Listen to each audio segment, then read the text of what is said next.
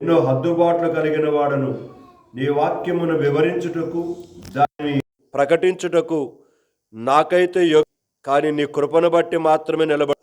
యెషయా 51:16, అలాగనే ఇర్మియా 1:9 ప్రకారముగా నా నోటికి తోడుగా ఉంటానని మీరు చెప్పారు. మీరు వాగ్దానం ఇచ్చారు. ఆ వాగ్దానం మీద నేను బేసై దయగల ప్రభ అపవిత్రుడను, పాపముల చేత అపరాధముల చేత చచ్చినవాడనని నేను నీ పాదాల దగ్గర నిలబడుతున్నాను. దయగల ప్రభ నాకు కావలసిన స్థిరమైనటువంటి యొక్క మనసును, బుద్ధిని దయచేయండి. నీ ఆత్మ సంపూర్ణమైన స్వేచ్ఛను నాకు దయచేయండి. ధారాళముగా నా పెదవుల నుండి, నా నోటి నుంచి, నా నాలుక ద్వారా మాటలు వచ్చినట్లుగా కీర్తన 141:3 ప్రకారముగా నా నోటికి, నా పెదవుల ద్వారమునకు కాపు పెట్టండి. వందనములు చెల్లిస్తూ ప్రభువును నా రక్షకుడునైన యేసుక్రీస్తు ప్రభు వారి యొక్క శక్తిగలైన ఔన్నత్య నామమున వందనములు చెల్లించి ప్రార్థిస్తున్నాము తండ్రి, ఆమేన్.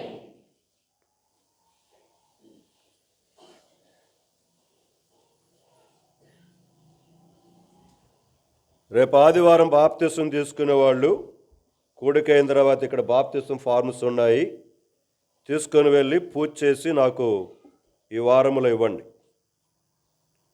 రేపు ఆదివారం బాప్తిసం తీసుకునే వాళ్ళు నాకు నలుగురు చెప్పారు కనుక మీరు వచ్చి తీసుకొని కనుక వాటిని పూజ చేసి నాకు ఇవ్వండి. ప్రార్థన చేసుకోండి. ఒకవేళ తీసుకోవటానికి కొరకే నీకు సరైన మనసు లేకపోతే వెనక్కి తగ్గడం మంచిది.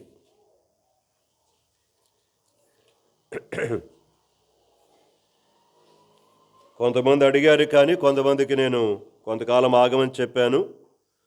కనుక జ్ఞాపకం చేసుకొని దేవుని సన్నిధిలో జాగ్రత్త పడడానికి మనం ప్రయత్నం చేద్దాం. ఫిలిప్పీ 3:12 మనమందరమును కలిసి చదువుకోవడానికి ప్రయత్నం చేద్దాం.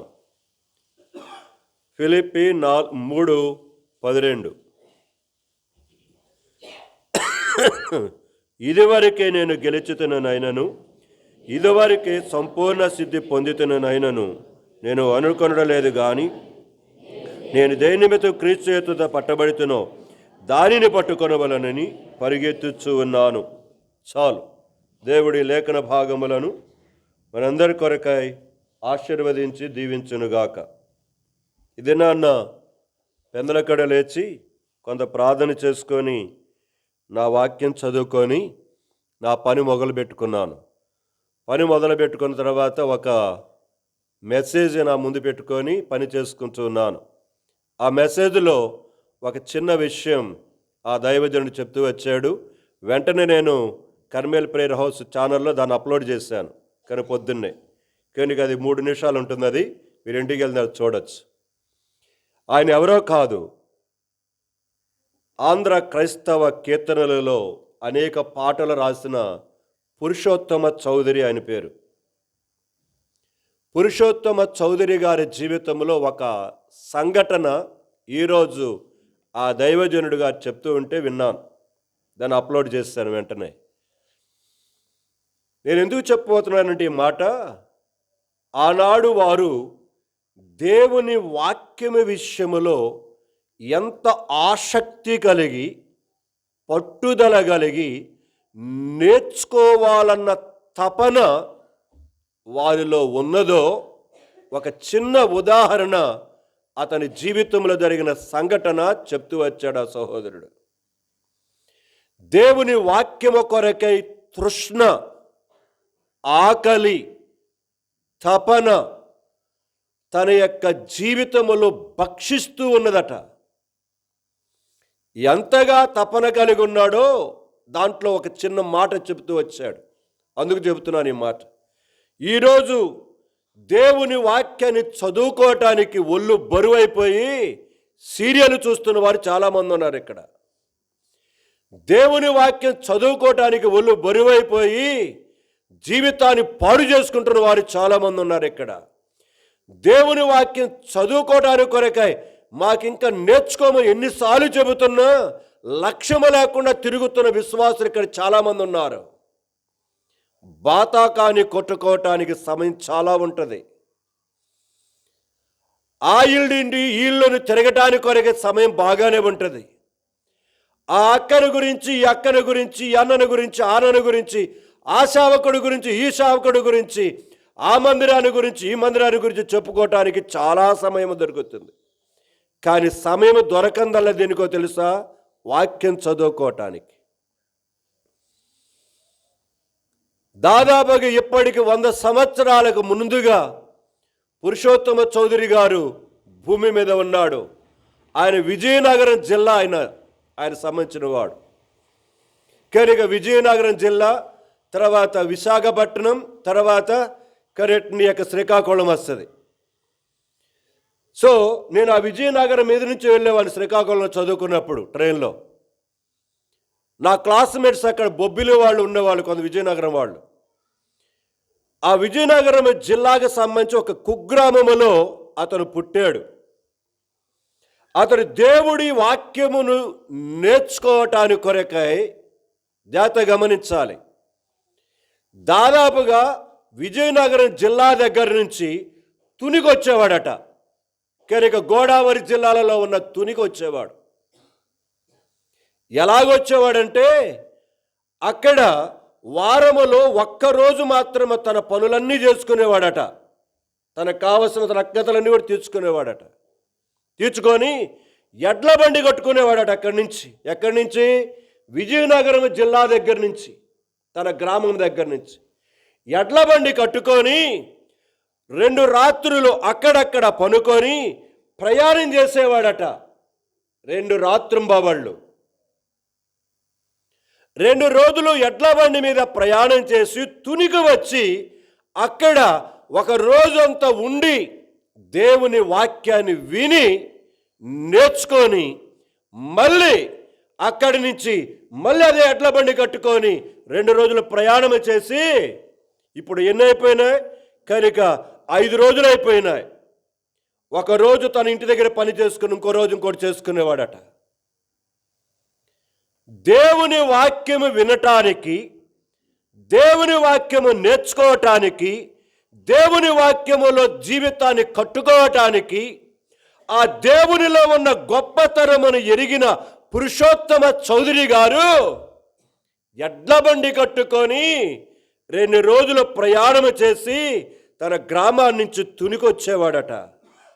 4 అడుగులు లేదు మందిరానికి. ఎంత ఒళ్ళు బరువు ఎక్కేసి విశ్వాసులు తినుచు, త్రాగుచు, తినుచు, సుఖపడుతూ సోమరిపోతులలాగా ఈరోజు దరిద్రము కుటుంబాలలో వ్యాపించడానికి కారణం మన బ్రతుకులు కాదా అని అడుగుతున్నా నేను. ఎడ్ల బండి కట్టుకొని 2 రోజులు వెళ్ళాడట. దేవుని వాక్యము కొరకైన తపనన్నది ఈ లోకములో క్షణమ తీరిక లేకుండా నువ్వేదో సంపాదిస్తున్నావు అనుకుంటున్నావు, చూసావా? అది నీ జీవితాన్ని సర్వనాశనం చేస్తుంది, గుర్తుపెట్టుకో. కొంతమందికి వార కూడికలు లేకుండా, ఆదివారము కూడా సమయానికి రాకుండా, కనుక వారమంతా కష్టపడి పని చేసి చేసి చేసి ఏదో సంపాదించి గొప్పవాళ్ళవని అనుకుంటున్నారు. గుర్తుపెట్టుకో, నీవు సంపాదించే సంపాదన ఏది నీ జీవితంలో ఆత్మీయముగా ఒక్క నయా పైసా కూడా పనికిరాదు. గుర్తుపెట్టుకో, నీ ఆత్మీయ జీవితాన్ని భ్రష్టు పట్టిస్తుంది. గుర్తుపెట్టుకోండి, చెప్తున్నాను మీకు ప్రేమతోటి. ఈరోజు ఆ మాటలు వింటున్నప్పుడు వెంటనే అప్లోడ్ చేయాలనిపించింది, దానికి చేసి అప్లోడ్ చేసేసాను వెంటనే. ప్రేమైన సంఘమా, దేవుని వాక్యము కొరకిన తృష్ణ అండి. ఆ మధ్యలో ఎవరు లేరట. అనుకొని తునికి వచ్చి అక్కడ ఉన్నట్టు యొక్క దైవజనుల దగ్గర దేవుని వాక్యాన్ని నేర్చుకొని పఠించి మళ్ళీ ప్రయాణం చేసేవాడు. అంటే దాదాపుగా దేవుని వాక్యము నేర్చుకోవడానికి 4 రోజులు ప్రయాణం చేసే వచ్చేవాడు. మీకు చీమ కుట్టినట్టుగా కూడా లేదు కదూ. ఎన్ని ఇలాంటివి చెబుతున్నా మనలో ఏ మాత్రమే కాని కొంచెమైనను చలనము మనకి రాబట్టల. కారణం ఏందో తెలుసా? రాటు తేలిపోయాం మనం. రాటు తేలిపోయాం. వచ్చిన కానిచ్చి ఆ సోకులు ఈ సోకులు, ఆ మాటలు ఈ మాటలు. ఆరాధన లేదు, ఆరాధనలో కళ్ళు మూసేది లేదు. కనుక అటు ఇటు చూడటం, దిక్కులు చుట్టాం. ఇక కొంతమంది అయితే కుర్చీలు కానుకొని నిద్రపోవటం. ఒక సరదా అయిపోయింది దేవుడి మందిరం. సరదా అయిపోయిందండి.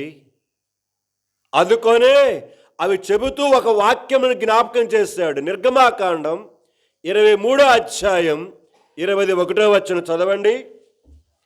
నిర్గమాకాండం 23వ అధ్యాయం 21వ వచనం. జాగ్రత్తగా గమనించాలి. ఎవరి సన్నిధిని? మనం ఇప్పుడు ఎవరి సన్నిధిలో ఉన్నాం? ఆయన సన్నిధిలో ఉన్నాం. గుర్తుపెట్టుకోండి, ఇది తిరణాల కాదు, ఇది పిక్నిక్ కాదు, హానీమూన్ అంతకంటే కాదు, పెళ్లి సందడి అంతకంటే ఇది కాదు. ఆయన సన్నిధిలో ఉన్నాం. గుర్తుపెట్టుకోండి. చదవండి మళ్ళీ మొదటి నుంచి.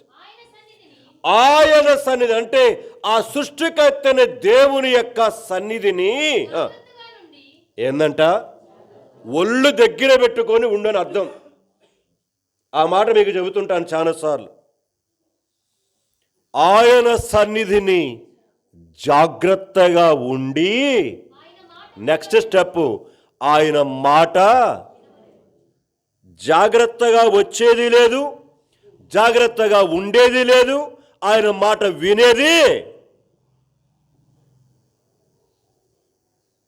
దేవుడి మందిరానికి వెళుతున్నామన్న భయం ఉందా నీకు?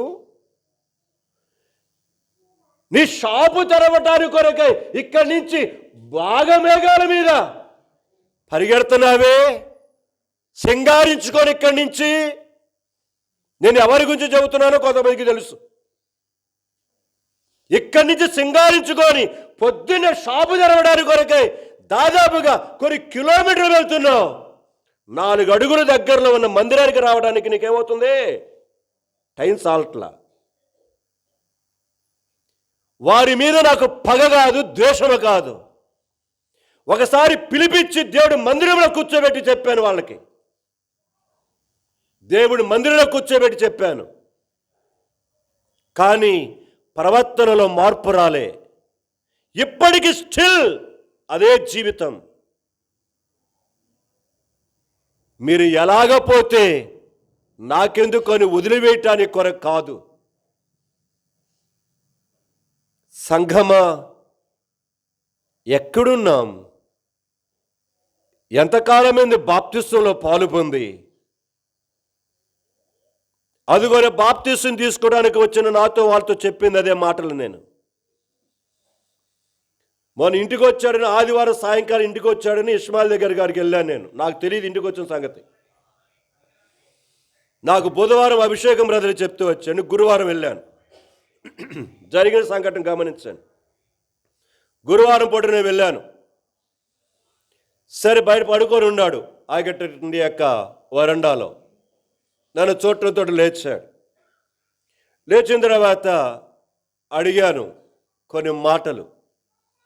ఏం తిన్నావు, ఎలాగుందని అడుగుతూ వచ్చి చివరిలో ఒక మాట అడిగా. ఏమన్నా తీర్మానం చేసుకున్నావా అని అడిగా.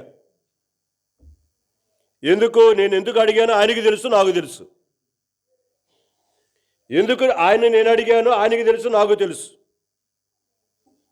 ఇక లేదు, అయిపోయింది, అంత తీర్మానం చేసుకున్నాను అన్నాడు. చూద్దాం కదలే అన్నా. ఎట్లనే అన్నాను, చూద్దాం కదలే అన్నా. ఇక ఆ అరుణ ఉంటే 2 మాటలు మాట్లాడేసి కనుక 1 నిమిషాలు ఉండేసి ప్రార్థన చేసి బయలుదేరి వచ్చా. బయలుదేరి వచ్చిన తర్వాత నిన్న ఉదయం చక్రవర్తి ఫోన్ చేశాడు. నేను కనుక వెళ్ళి వచ్చిన ఆ రోజే సాయంకాలానికల్లా మళ్ళీ సివియర్ స్ట్రోక్ వచ్చిందట. అంటే మొన్న వచ్చిన దానికంటే పవర్గా ఇంకా గుండెపోటు వచ్చింది.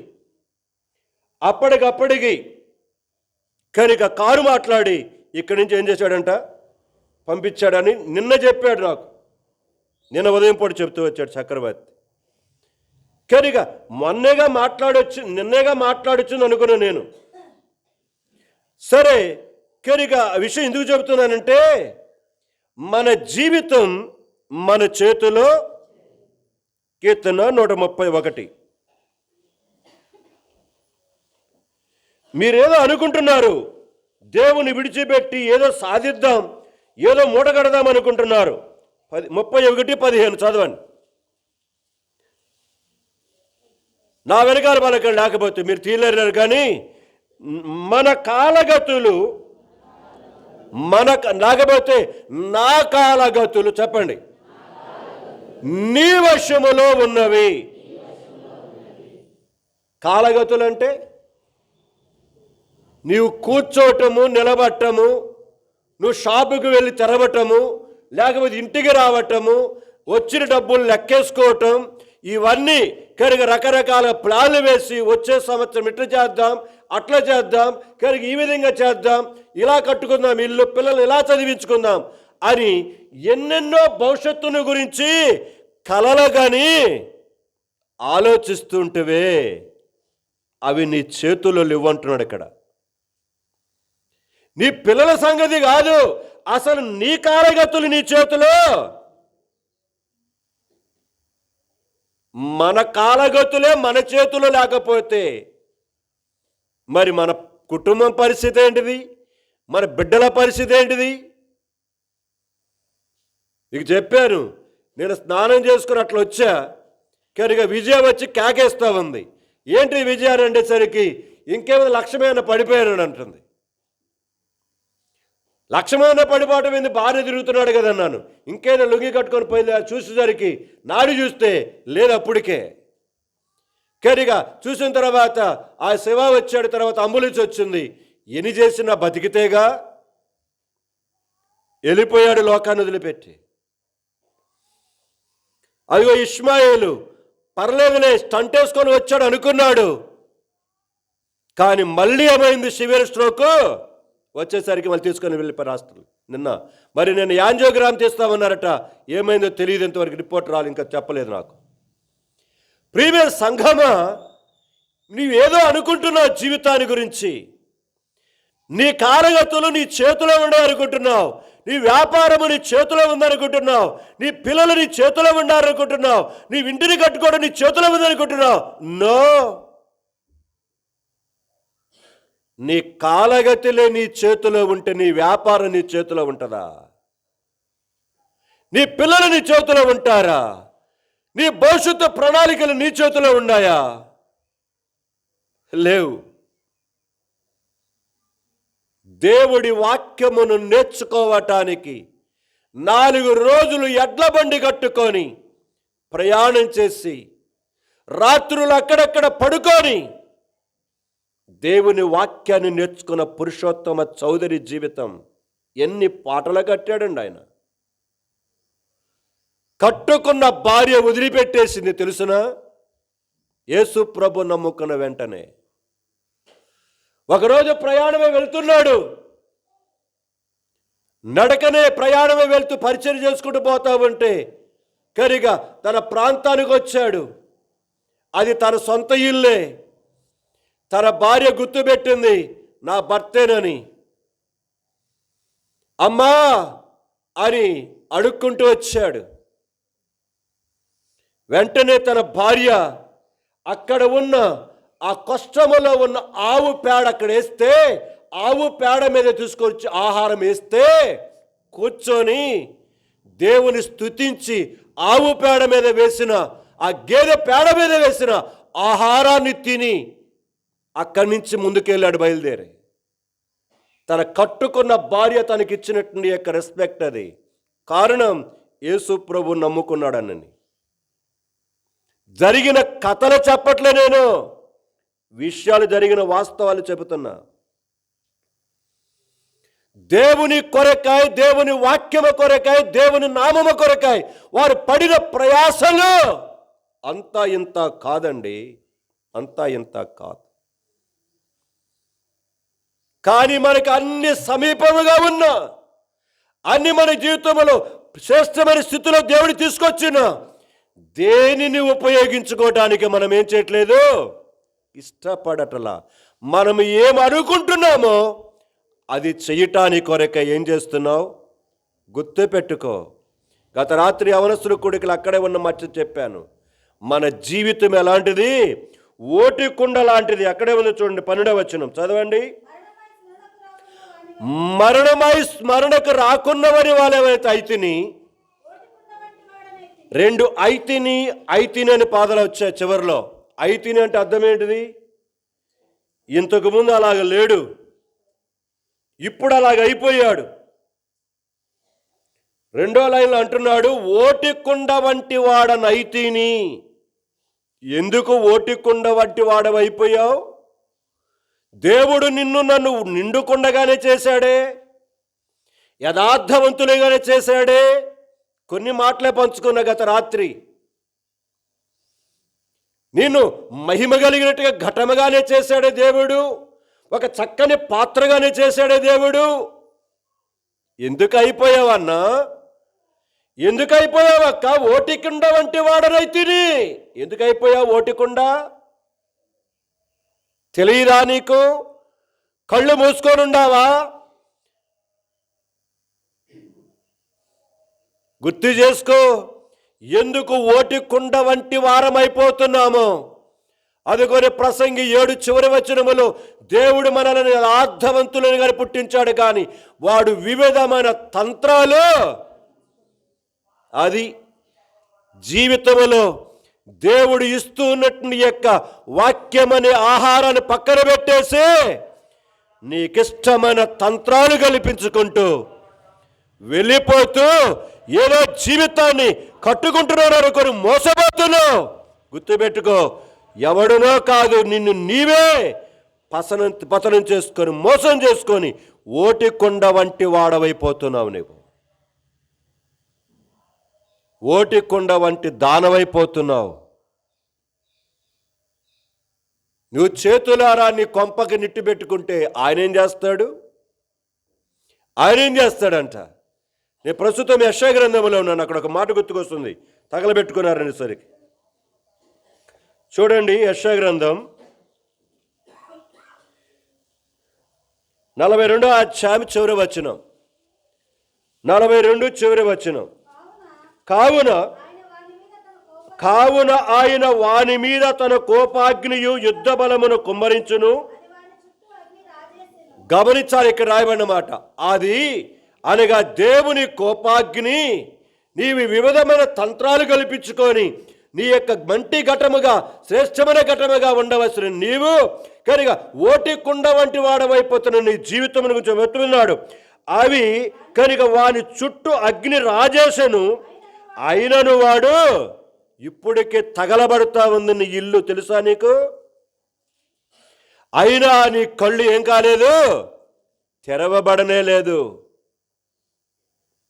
ఇక రాయబడిన మాట, అది వాని చుట్టూ అగ్ని రాజేసింది, అయినను వాడు దానిని గ్రహించలేకపోతున్నాడు. అంతేకాదు, అది వానికి అంటుకొనెను గాని వాడు మనస్సును కూడా, ఎంత ఘోరమండి, ఎంత ఘోరమైన స్థితిలో మనుషుడు వెళ్ళిపోతున్నాడో చూడండి. అరే, తగలబడుతుంటే అది మనసుకు కూడా కనీసం కొంచెము కూడా వారికి ఇంకా కఠినం చేసుకుంటున్నారు. మనసునకు కూడా పట్టని జీవితాల్లో వెళ్ళిపోతున్నావా సహోదరి, సహోదరుడా? దేవుడు నిన్ను దేని కొరకైతే నియమించాడో దానిని ఎప్పుడో పడేసేసావు ఎక్కడ దెబ్బలలో. బాప్తిసం తీసుకున్నానుగా, పరలోక రాజ్యానికి పోతానని ఒక మొండి ధైర్యముతో నీవు ఉన్నావు. అలాంటి బోధలను వింటున్నావు. జాగ్రత్త, అలాంటి బోధలు విని నీ జీవితాన్ని నీవు నాశనం చేసుకోవద్దు. నేనేదో బాప్తిస్మలో పాలు పొందేశాను, ఇక అయిపోయింది, నాకు పరలోకానికి ఏం దొరికింది, టిక్కెట్ దొరికింది అనుకుంటున్నారు కొంతమంది. పరలోకానికి కాదు, యమలోకానికి టిక్కెట్. అది గుర్తుపెట్టుకో. సరిగా నిలబడకపోతే, సరిగా జీవించకపోతే యమలోకానికి టిక్కెట్ అవుతుంది అది. ఎంతమంది బాప్తిస్మాలు తీసుకొని దేవుని వాక్యాలు చెప్పి దేవుని కొరకే బతికి ఎంతమంది పాతాళములో ఉంటున్నారో ఒక్కసారి గమనించండి. ఆండ్రూస్ దావలా, అతని పేరు చెప్తున్నాను మీకు. ఆండ్రూస్ దావలా ఆయన ఒక పుస్తకాన్ని రాశాడు, చదవండి. నరకములో ఒక రాత్రినో ఏదో ఉంది, దాని పేరు టైటిల్. అతని రైటర్ పేరు కూడా చెప్తున్నాను, ఆండ్రూస్ దావలా అతని పేరు. నేను సేవకు రాక ముందు కొనుక్కున్నాను ఆ పుస్తకం. ఇప్పుడు ఎక్కడ ఉంది తెలియదు, 2-3 సార్లు చదివాను ఆ పుస్తకం. ఆ నరకాగ్నిలో సేవకులు ఉన్నారు, సంఘంలో బాధ్యత కలిగిన వారు ఉన్నారు, పెద్దలు ఉన్నారు, ఎన్నెన్నో ప్రసంగాలు చేసిన వారు ఉన్నారు నరకంలో. కారణం ఏంటిది? బాప్తిస్మాలు తీసుకున్నాం, మనం ప్రసంగాలు చేస్తున్నాం, పరలోక రాజ్యానికి పోతామని వాళ్ళు ఏం చేశారు? చాలా ధైర్యంతో కొనసాగారు, చాలా ధైర్యంతో కొనసాగారు. సంఘమా, జ్ఞాపకం చేసుకుందాం, జ్ఞాపకం చేసుకుందాం మన జీవితంలో. దేని కొరకై నువ్వు పిలువబడ్డావో, రక్షించబడ్డావో దానిని మాత్రం ఎన్నడూ మర్చిపోకూడదు. ఎందుకంటే మనలను రక్షించటాని కొరకై ఆయన మహిమను విడిచిపెట్టుకొని పొత్తిగుడ్డలతో చుట్టబడి పశువుల తొట్టిలో పరుండబెట్టబడి మన కొరకై 33.5 సంవత్సరము ఈ లోకములో దెబ్బలు తిని, గాయాలు పొంది, అవమానము పొంది, పిడిగుద్దులు తిని, కొరడా చేత ఒళ్ళంతా హోరమైపించుకొని, మొఖాన ఉమ్మివేయబడి, నానా రకాల చిత్రహింసలు పడి మన కొరకై ప్రాణము పెట్టినంతగా ప్రేమించాడు దేవుడు. నీకు చాలా చౌకగా ఉంది కదూ? ఆయన ప్రాణము పెట్టిన ప్రేమ కంటే నీకు ఇంకేమీ చేయాల్సిన పనిలే. అంత గొప్ప దేవుడు అంత గొప్పగా తగ్గించుకొని మన కొరకే ప్రాణము పెట్టినంతగా ప్రేమించాడంటే, ఇంటిలో నీ భర్త నీవు అన్నది చెయ్యట్లేదని నీ భర్తకు కనీసం నీళ్లు కూడా తోడవు నీ జీవితంలో. నీ భర్త బట్టలు ఉతకటానికి నీకు మనసు రాదు, నీ భర్తకు అన్నం పెట్టడానికి నీకు మనసు రాదు నీకు. కానీ దేవుడు నిన్నేం చేస్తున్నాడు? ప్రేమిస్తున్నాడు. తెలుసునా? నువ్వు చేసే పనులు అన్నిటిని ఓర్చుకుంటూ నీ కట్టుకున్న నీ భర్త మీద నీకు ఇంత కోపం వస్తుంది, మరి నీ మీద ఎంత కోపం రావాలి దేవుడికి? ఎప్పుడైనా ఆలోచించావా? కొంతమంది పిల్లలను కొడుతున్నప్పుడు నేను వెంటనే వాళ్ళని ఆపి, ముందర నీ బతుకు సరి చేసుకొని అంటాను నేను. నీవు 2-3 కాపురం చేస్తా, నీ మనవరాలు కొట్టడానికి నీకు సిగ్గులేదు ముందల నీ పిల్లల్ని కొడుతున్నావా అని అంటాను నేను. ఎట్లనే నేనంటే పబ్లిక్ అట్లా మాట్లాడను, కానీ ముందల మీరు సరి చేసుకొని ఏం చేయండి, నీ పిల్లలను కొట్టు. నువ్వు ఎలాగున్నావు బజారులో, నువ్వు ఎలాగున్నావు పల్లెలో, నీ బ్రతుకే బజారు పాలైపోయింది. నీ పిల్లలను కొట్టే దమ్ము నీకు హక్కు ఎవడిచ్చాడు నీకు? నిన్ను కొడితే ఏమవుతుంది? దేవుడు కొడితే ఎప్పుడు భూమికి అతక్కపోయి సత్య సమాధికి పోయేదానివి. అది నిన్ను కొట్టలేదన్న దేవుడు.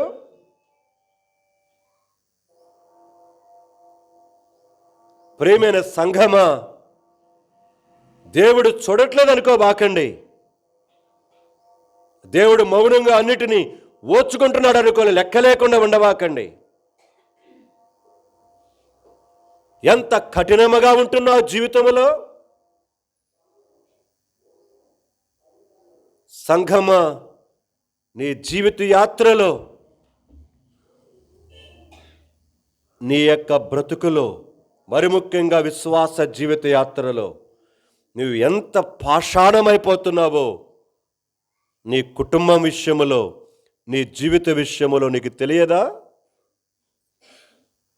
ఇట్టు నిన్ను దేవుడు ప్రేమించాలా, ఇట్టు నిన్ను ఆశీర్వదించాలా, అలాంటి నీ కొరకు కూడా నికృష్టురాలనైనా నా కొరకును ప్రాణం పెట్టాడని గుర్తుపెట్టుకో.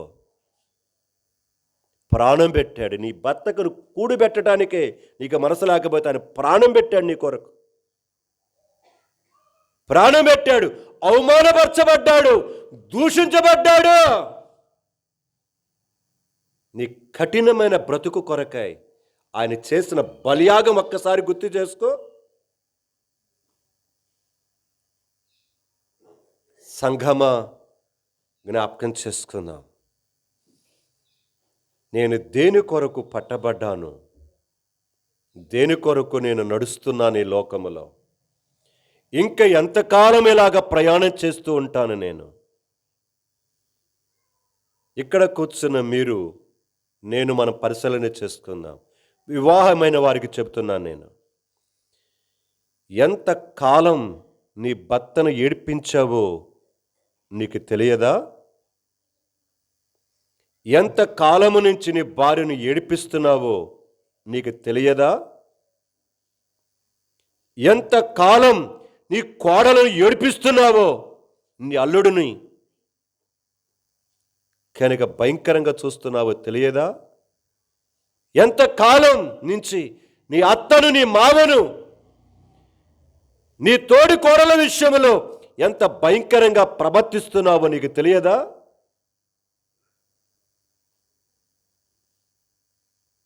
అయినా అట్టి నీ కొరకు నా కొరకు ఆయన ప్రాణాన్ని ఏం చేశాడు? ప్రాణము పెట్టునంతగా ప్రేమించాడు. ఇంకను నీ కొరకు విజ్ఞాపన తండ్రి కుడి పార్శ్వమున కూర్చొని చేయుచునే ఉన్నాడు. సంఘమా, మన జీవితాలను దేవుని వాక్యము వెలుగులో ఆ పురుషోత్తమ చౌదరి గారి యొక్క జీవితాన్ని గురించి విన్నప్పుడు నాకైతే దేవుని వాక్యం విషయంలో ఇంకెంత శ్రద్ధ తీసుకోవాలి నాకు అనిపించింది.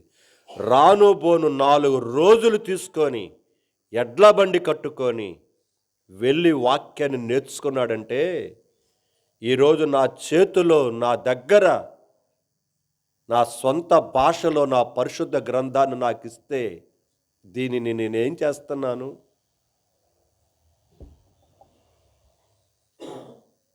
ఒక విగ్రహారాధికుడు, బ్రాహ్మణుడైన ఆయన యేసుక్రీస్తు ప్రభు కొరకే తను ఎంత వైరాగ్యము కలిగి జీవించాడు. మన జీవితంలో చిన్ననాటి నుంచి నేను క్రైస్తవుడనని చెప్పుకుంటూ ఎంత చదువుతున్నావు దేవుని వాక్యాన్ని? ఎంతగా దేవుని దగ్గర కూర్చొని ప్రార్థన చేస్తున్నావు? సంఘమా, దైవ భయము కలిగి ఉండటానికి ప్రయత్నం చేయటానికి మాటలు చెప్తున్నాను నేను. సో దేవుని రాకడ సమీపించిన దినాలలో ఉన్నాం. మన యొక్క పోకడ కూడా దగ్గరకు వచ్చిన దినాలకు మనం వస్తుంటున్నాం. సో భయాన్ని, భీతిని కల్పించే సంఘటనలు ప్రపంచంలో చోటు చేసుకుంటున్నాయి. గత రాత్రి వాక్యం అయిపోయింది, పడుకునేటప్పుడు జస్ట్ ముందు ఒక న్యూస్ చూద్దామని అట్లా చూస్తే, ప్రేమైన వలరా, యునైటెడ్ అరబ్ ఎమిరేట్స్లో భయంకరమైన వర్షాలకు రోడ్లు జలమయమైపోయి అక్కడ వర్షపాతము చాలా తక్కువ ఉంటుంది అరబ్ కంట్రీస్లో. అలాంటి చోట కార్లు కొట్టుకొని పోతున్నాయి. అంత భయంకరమైన వర్షమునకు కనుక ప్రయాణ వ్యవస్థ అంత స్తంభించిపోయింది. ఎటు చూసినా ఎన్ని భయంకరమైన పరిస్థితులు నీ కళ్ళతో చూడట్లేదా? న్యూస్లో నీ చెవితో వినట్లేదా? పేపర్లో చదవట్లేదా? ఇవన్నీ ఆయన రాకడకు సూచనలుగా కనబడుతూ ఉంటే దేవుని కొరకే జాగ్రత్త కలిగి నన్ను నేనుగా కట్టుకోవాలన్నా, ఆలోచన రావట్లేదా? ఇంకా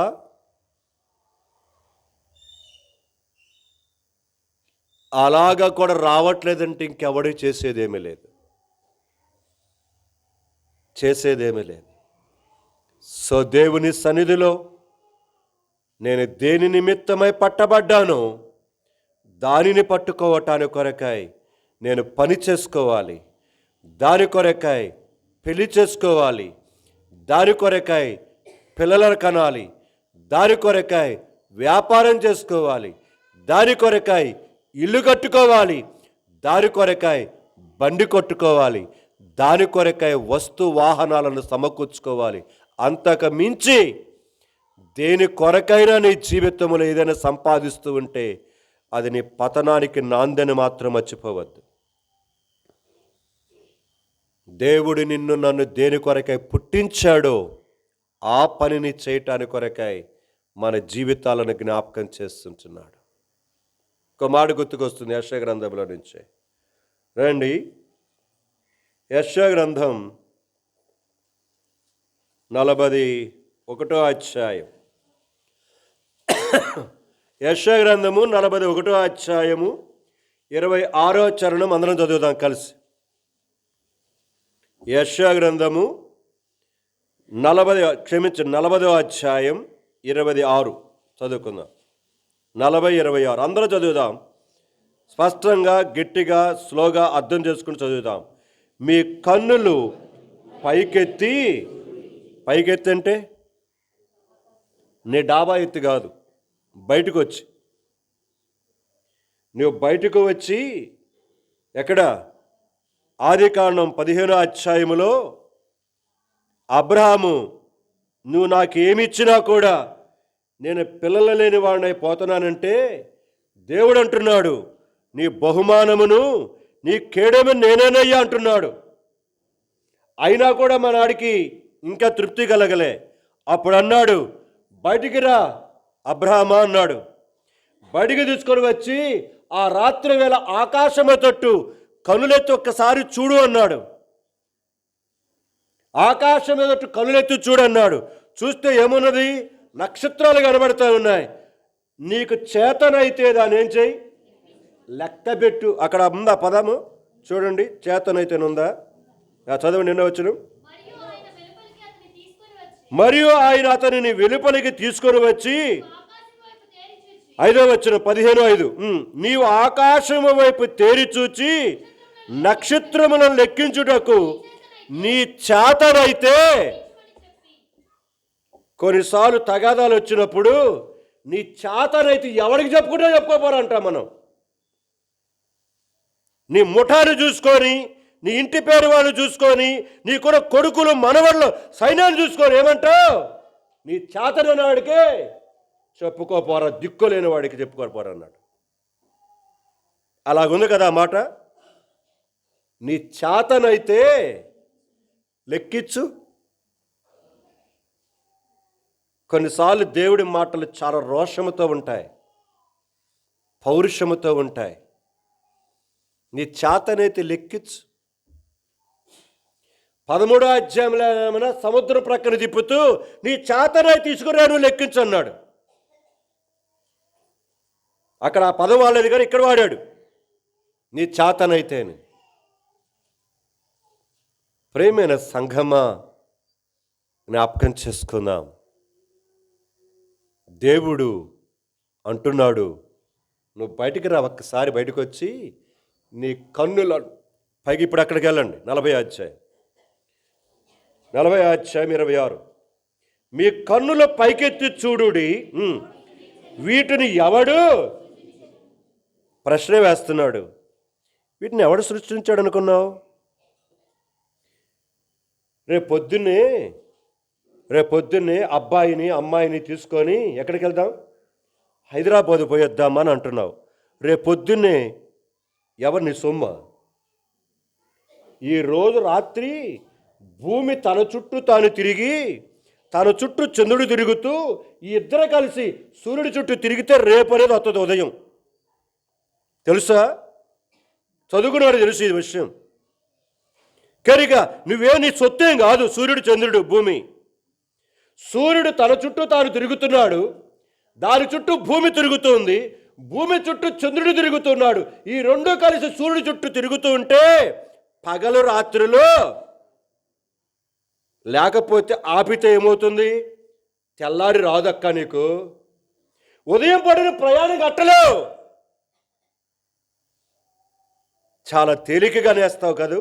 రేపు చూద్దాంలే,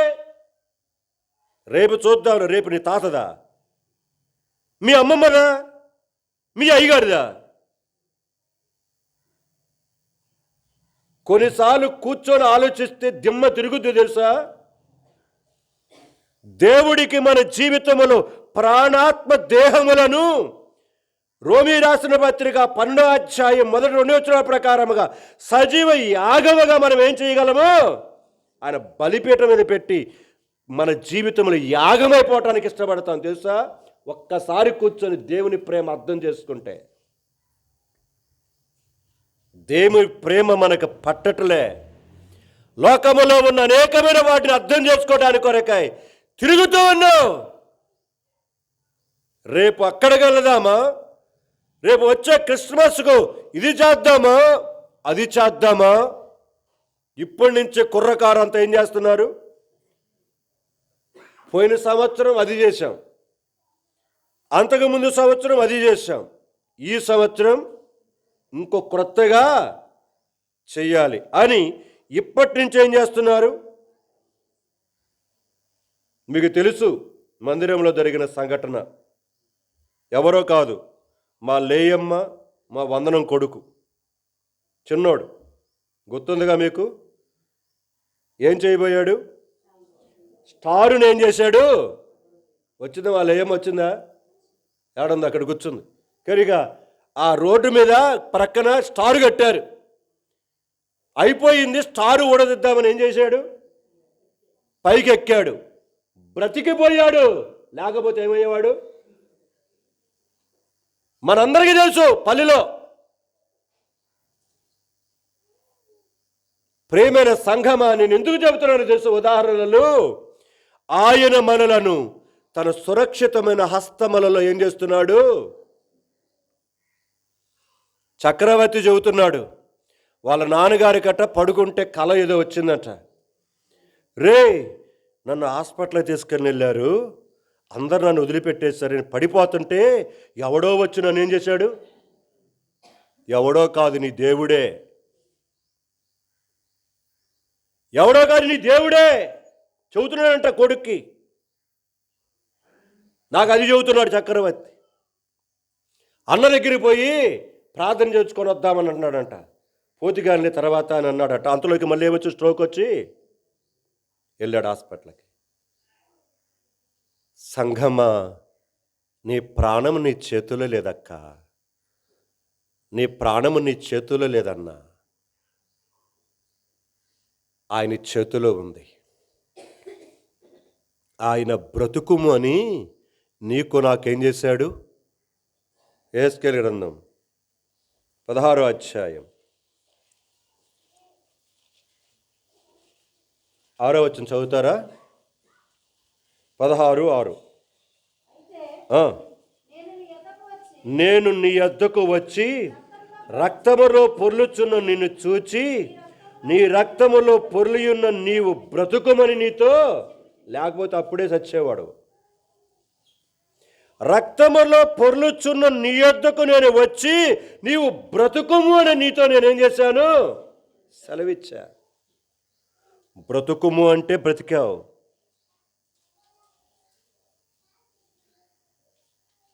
చాలాసార్లు ఇవన్నీ మర్చిపోతామండి. నేనైతే కొన్నిసార్లు ఇవన్నీ కూర్చొని ఆలోచించుకుంటూ, ప్రభువా, ఇట్టి నికృష్టుడైన నన్ను అన్నా నువ్వు ప్రేమించింది, ప్రేమించడమే కాదు పరలోకాన్ని విడిచిపెట్టుకొని లోకానికి వచ్చి నా కొరకు ఇంత అవమానమును, ఇంత భయంకరమైన చిత్రవదను నా కొరకు ప్రభువా నువ్వు పొందింది.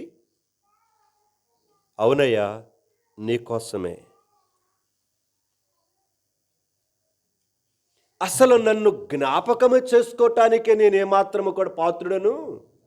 దావీదంటాడు కదా, నువ్వు నరమాత్రుడిని, నరపుత్రుడిని జ్ఞాపకము చేసుకున్నట్టుకు వాడు ఏ పార్టీ వాడు అని అన్నాడు. 2-3 సార్లు ఉంటుంది కీర్తన గ్రంథంలో. తన దోషములను బట్టి కనిపెట్టి చూస్తే వాడి జ్ఞాపకం చేసుకోవడానికి వాడు ఏ పార్టీ వాడు అంటాడు 130లో. ఏ పార్టీ వాడు అసలు వాడు? ప్రేమైన సంఘమా, ఒక్కసారి కన్నులెత్తి ఏం చేయి, వెళ్ళండి మళ్ళీ అక్కడికి 40వ అధ్యాయం యెషయా గ్రంథం 40వ అధ్యాయం 20వ వచనం. నీ కన్నుల పైకెత్తి చూడుడి, వీటిని ఎవడు సృజించెను? ఇక్కడ గమనించాలి 2వ అధ్యాయం నుంచి. నిజంగా నేను ఈ వాక్యం చదువుకునేటప్పుడు ఆలోచిస్తూ వచ్చాను. వీటి లెక్క చొప్పున, వీటి లెక్క చొప్పున పైన ఉన్న నీ కంటికి కనబడుతున్న కనబడని మినుకుమంటున్న ఇంకా లక్షల కోట్ల కొలది నక్షత్రాలు, వీటినన్నిటినీ గమనించాలి. ఆ పదాలు వీటి లెక్క చొప్పున, అంటే వాటికి ఏంటంట లెక్క ఒకటి ఉంది. నీకు చేతగా కావచ్చు లెక్క పెట్టడం, ఆయన దగ్గర ఒక లెక్క ఉంది. వీటన్నిటికీ ఆ లెక్క చొప్పున వీటి సమూహములను బయలుదేర చేసి, గమనించాల పదాలు, ఏం చేశాడట? సమూహములను బయలుదేర చేశాడు. మొన్ననే యూట్యూబ్లో ఒక చిన్న నీకు వస్తే దాన్ని అభిషేకం కూడా ఉన్నాడు, నేను పెట్టి ఆన్ చేశాను దాన్ని. పక్షులు రాత్రిపూట, సాయంకాలం పూట, మధ్యరాత్రి పూట ఆకాశములో గుంపులు గుంపులుగా సమూహాలుగా వెళ్ళటం చూసారా మీరు? ఎట్లా వెళ్తాయి చెప్పండి? వి ఆకారములు వెళ్తాయి. మీరు గమనించుకోండి ఎప్పుడైనా సరే. కనుక వి ఆకారంలో అంటే ఇట్లా వచ్చి ఇట్లా వెళ్తాయి. ఎందుకు అలాగనే వెళ్తాయి అవి? దాని గురించి వివరిస్తూ వచ్చింది దాంట్లో ఆయన యొక్క జర్నలిస్ట్. నాకు అసలు మైండ్ పోయింది. రాత్రైనా పగలైనా వాటి శరీరములో దేవుడు కొన్ని సిస్టమ్స్ పెట్టాడు. ఈరోజు మనుష్యుడు GPS సిస్టమ్ పెట్టుకొని బండి మీద వెళ్తున్నాడు, కారులో వెళ్తున్నాడు, విమానంలో వెళ్తున్నాడు, హెలికాప్టర్లో వెళ్తున్నాడు. మరి వాటికి GPS సిస్టమ్ ఎక్కడుంది? కానీ మీరు గమనించాలి, ఒకసారి నర్సాపాలెంలోనో లేకపోతే కొత్తపాలెంలోనో ఎక్కడ కూడికైతే నేను ఒక్కనే వెళ్తున్న తర్వాత ఉప్పుటూరు దారిన తర్వాత ఇంకెవరు వస్తుంది?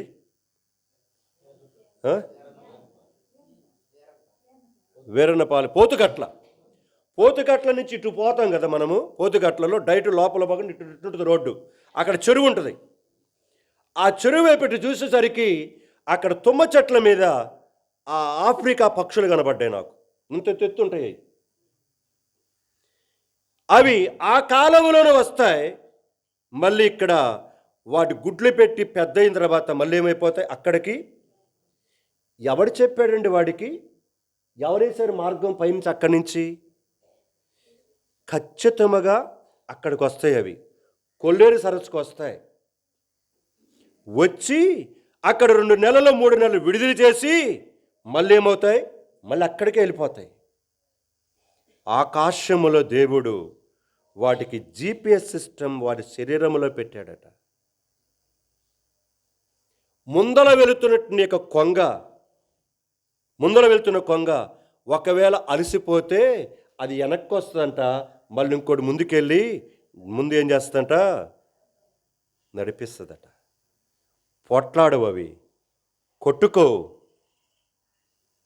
ఇంకో పక్షి గురించి చెప్పాడు, ఎక్కడ ఆగకుండా కొన్ని వేల కిలోమీటర్ల ప్రయాణం చేస్తుందట. అది 100 కాదు, రెక్కలు ఆడించుకుంటూ వేలకు, ఆ పేరు చెప్పాను నేను మర్చిపోయినాను, రాసుకోవటం మర్చిపోయినాను.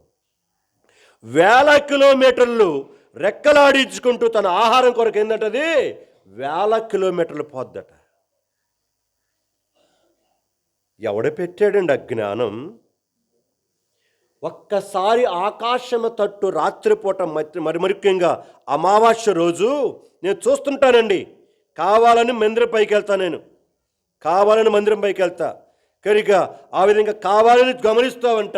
అవన్నీ జ్ఞాపకం చేసుకుంటూ నా దేవుని ప్రేమ ఎంత గొప్పది అని నన్ను నేనుగా జ్ఞాపకం చేసుకుంటాను. సంఘమా, మన జీవిత యాత్రలో నీ చుట్టూ ఉన్న పక్షులు చూడు, నీ చుట్టూ ఉన్న చెట్లను చూడు, ఎన్నిటిని నీ ప్రయోజనము కొరకే దేవుడు కలుగ చేశాడో. అక్కడ రాయబడిన మాట, వాటిని సమూహములుగా ఏం చేశాడట? ఒక్కొక్కడిగా కాదు, గుర్తుపెట్టుకున్న మాట. సమూహములుగా ఆకాశములో కొంగలేమవుతాయి, వెళుతూ ఉంటాయి ప్రయాణం. సమూహములుగా నక్షత్రములు ఏమవుతున్నాయి, బయలుదేరి వెళ్తున్నాయి. చదువునా, వీటి లెక్క చొప్పున వీటి సమూహములను బయలుదేరి చేసి వీటన్నిటికీ పేర్లు పెట్టి పిలుచువాడే కదా. వాటన్నిటికీ ఏం చేశాడంట ఆయన? మనకి తిప్పితే ఎన్ని పేర్లు గుర్తుంటే చెప్పండి? కొన్ని. కానీ ఆకాశ నక్షత్ర సమూహములకు వాటన్నిటికీ పేర్లు పెట్టి ఏం చేస్తున్నాడట? ఫలానా సుబ్బయ్య నక్షత్రమా రా అంటే అది ఏం చేస్తుంది?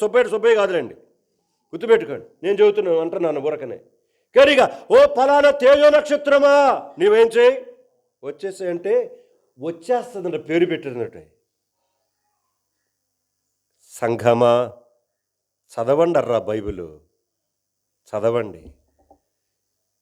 దేవుని ప్రేమను ఎరగండి.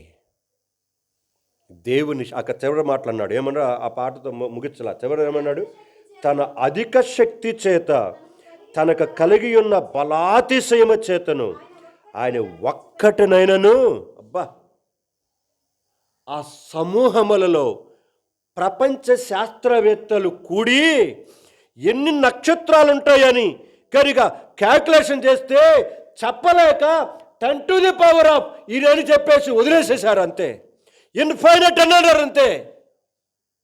కానీ ఇక్కడ రాయబడిన మాట, ఆయన తన అధిక శక్తి చేత తనకు కలిగిన బలాతిశయమ చేత ఆయన ఒక్కటినైనా ఏం చేయలేదట? ఒక్క దానిని విడిచిపెట్టలేదు. ఆ వాక్యం చదువుతున్నప్పుడు నాకైతే చాలా ఆనందం వేసింది. ప్రభు, నీ గొప్పతనాన్ని ఎరగక పనికి మాలిన వాడనై, భ్రష్టుడనై, దేని కొరకు నేనేం చేస్తున్నాను? ఇందాక ఆరాధన మొత్తం అని చెప్తూ వచ్చారు బ్రదరు. హెబ్రీ రాసిన పత్రిక, ఆ మాట నాకు చాలా ఇష్టం. పాపము వలన కలుగు భ్రమ. పాపం ఈనాడు ఏం చేస్తుంది? మనుషుణ్ణి భ్రమకు గురి చేస్తుంది. దేవుని వాక్యమునకు కాదు మనుషుడు లోప పడిపోతుంది. పాపపు యొక్క భ్రమలకు ఏమవుతున్నాడు? అది వాస్తవము కాదు, అది పాపపు యొక్క భ్రమ. గమనించాలి, ఇది భ్రమ. పాపపు యొక్క భ్రమకే నీ డబ్బులు ఖర్చు పెట్టేస్తున్నావు, నీ సమయాన్ని ఖర్చు పెట్టేస్తున్నావు, నీ ఆరోగ్యాన్ని ఖర్చు పెట్టేస్తున్నావు, నీకున్న తలాంతులు ఖర్చు పెట్టేస్తున్నావు. నీ సమయాన్ని నీవు పాపము వలన కలుగు భ్రమకే నువ్వెంత ఖర్చు పెడుతుంటే, ఇక వాస్తవము తెలిస్తే దాని కొరకు నువ్వెంత ఖర్చు అవుతావో తెలుసా? అందుకనే పురుషోత్తమ చౌదరి ఆ వాస్తవాన్ని తెలుసుకున్నాడు కనుకనే 2 రోజులైనా 4 రోజులైనా ఎడ్ల బండి కట్టుకొని ఆ వాక్యము నేర్చుకోవటానికి ఏం చేశాడు? వెళ్ళాడు. పాపం వలన కలుగు భ్రమలోని ఇంత స్వీట్నెస్ ఉంటే ఇక అసలైన దానిలో ఎంత స్వీట్నెస్ ఉంటుంది? రోళ్ళు గోల్డే, దొంగ బంగారమే ఇంత గొప్పగా ఉంటే అసలైన స్వచ్ఛమైన బంగారం ఎలాగుంటుంది? ప్రేమైన సంఘమా, దేవుని చేత పట్టబడిన నీవు నేను, మన పయనం ఎటు? దేవుని కొరకే రక్షణ తీర్మానం చేసుకుని బాప్తిస్మం తీర్మానం చేసుకున్న దాని కొరకేనా?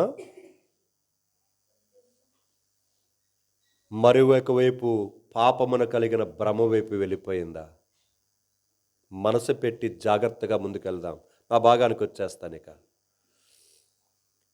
రాయబడిన పదాలు, దానికి కొరకే నేను తీసుకుని వచ్చిన మత్తయి సువార్త 5వ అధ్యాయం 6వ వచనం, నీతి నిమిత్తమై ఆకలి దగప్పులు గలవారు ధన్యులు, వారు తృప్తి. మీరేం తీయద్దు, నేను తీయమన్నప్పుడు తీయండి. అక్కడి నుంచి మనం వెళ్ళాం నీతి అంటే ఏంటిది అని ప్రశ్న వేసుకుంటూ. అప్పుడు లోకాసువార్త 1:6 తీసుకున్నాను. జకరియా ఎలిజబెత్తుల గురించి దేవుడు చెప్తున్నాడు, కనుక వీరిరువురు ఆయన ఎదుట నీతిమంతులై ఉండిరి. ఎవరు వారిద్దరు? జకరియా ఎలిజబెత్తులు. దేవుడు వారిలో ఏమి చూసి నీతిమంతులు అని చెప్పాడు? అది మళ్ళీ ప్రశ్న వేసుకున్నాం. దాని కొరకే 41వ వచనము 67వ వచనం, అదే లోకాసువార్త 1వ వచనం 1వ అధ్యాయం తీసుకున్నాను. వారిరువురు దేవుని ఆత్మచేత ప్రవచిస్తూ, మాట్లాడుతూ, స్తుతిస్తూ వస్తున్నారు. మళ్ళీ ప్రవేశించుకున్నాం. దేవుని ఆత్మచేత ప్రవచించటము, మాట్లాడటము అంటే ఏంటిది అని ప్రశ్నించుకొని దానిలో 5వది మనం చూస్తుంటున్నాం. దాని కొరకే యోహాను సువార్త 16:13 తీసుకున్నాను. సత్యములో నుండి సర్వసత్యములోనికి ఎదగటమే ఆత్మచేత నడిపించబడటము, ప్రవచించబడటం అనే దానికి అర్థం చెప్తూ వచ్చాను. మళ్ళీ ప్రశ్న వేసుకున్నాం. సత్యములో నుండి సర్వసత్యములోనికి ఎదగటం అంటే ఏంటిది అని ప్రశ్నించుకొని అపోస్తుల కార్యములు 14వ అధ్యాయం 22వ వచనములో మనం తీసుకున్నాం. వారు విశ్వాసమందు నిలకడగా ఉండవలనని, రెండవదిగా మనం అనేక శ్రమలను అనుభవించుచు దేవుని రాజ్యములో మనము ప్రవేశించవలనని వారికి చెప్పి వారిని హెచ్చరించి పౌలు అక్కడి నుంచి ఏమైనాడు ముందుకి. సో ఆ రెండో మాట చూస్తుంటున్నాం, మనము అనేక శ్రమలను అనుభవించటం. ఇక్కడ ఆగాం మనము. శ్రమలు ఎన్ని రకాలు? నేను 3 రకాలుగా నా ఆత్మ నడుపుదలలో దేవుడు నాకు ఇచ్చిన నడుపుదలలో చెప్తూ వచ్చాను. మొదటిది, మన ఇష్టానుసారముగా తిని తాగి మన జీవితాన్ని, సమయాన్ని, ఆరోగ్యాన్ని, డబ్బును ఖర్చు పెట్టుకొని తెచ్చుకునే తిప్పలు, కష్టాలు, రోగాలు, వేదనలు. మొదటి శ్రమ అది, మన ఇష్టానుసారంగా బ్రతికి. రెండవది, ఇతరులకు మన ఉపకారం చేసి, ఇతరులకు మంచి చేసి, ఇతరులకు మేలు చేసి కష్టాలు అనుభవించటం, ఇబ్బందులు గుండా పోవటం, శ్రమల గుండా పోవటం. ఇది రెండోది చూస్తూ వచ్చినాం. మూడోది మనం చాలా కాలం నుంచి చూస్తుంటున్నాం. అదే దేవుని చిత్తానుసారముగా దేవుని వాక్యమునకు కుడికైన ఎడమకైన తప్పిపోకుండా ఇదే త్రోవ, దీనిలోనే నడువుడి అని మిక్కిలి మెల్లనైన ఆ స్వరమునకు లోబడి ప్రయాణం చేస్తూ వచ్చినప్పుడు వచ్చే శ్రమలు, కష్టాలు, బాధలు, కన్నీళ్ళు, కడగండ్లు. దాని కొరకై నేను తీసుకున్న వ్యక్తి స్టెఫను. అపోస్తుల కార్యగ్రంథము 6వ అధ్యాయములో 7వ అధ్యాయములో మాత్రమే మనకి స్టెఫను కనబడతాడు. ఇప్పుడు ఆ స్టెఫనులో దాదాపుగా మీకు 10, 12 విషయాలు జ్ఞాపకం చేస్తాం మొదటి రోజు. అందులో మనము రెండవది చూస్తుంటున్నాం. మొత్తము 5 విషయాలతో నిండి ఉన్నాడని రాయబడింది.